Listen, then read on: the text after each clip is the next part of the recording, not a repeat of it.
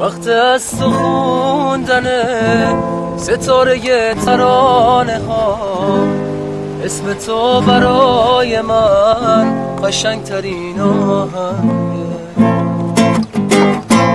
بی تو یه پرنده اسیر بی پروازم، با تو اما میرسم به قله آوازم.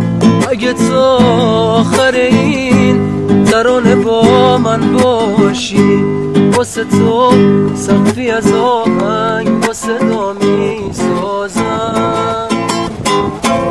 آیه چشم که دوباره منو زنده کن ستاره، نزاز نفس بیافتم توی تنها راه چار. جایی که زندگیمو بر پایه رویاهام جلو میبرم، سعی میکنم تو زندگیم تو مسیر رویاهام قدم بذارم، که این به نظر من خودش یه معجزه است وقتی میتونی رویاهاتو به واقعیت مبدل کنی. ولی به اعتقاد من هر حسی، هر آدمی یه روحی داره. شاید هر احساسی، مثلا احساس عصبانیت یه روح داره، خوشحالی یه روح داره، عشق یه روحی داره. و به اعتقاد من کار موزیک در واقع این کارو میکنه که روح واقعی عشق و روح واقعی احساسای وابستگی و هر چیزی که هست رو نشون میده. فکر میکنم زیباترین چیز برای کسی مثل من همین باشه.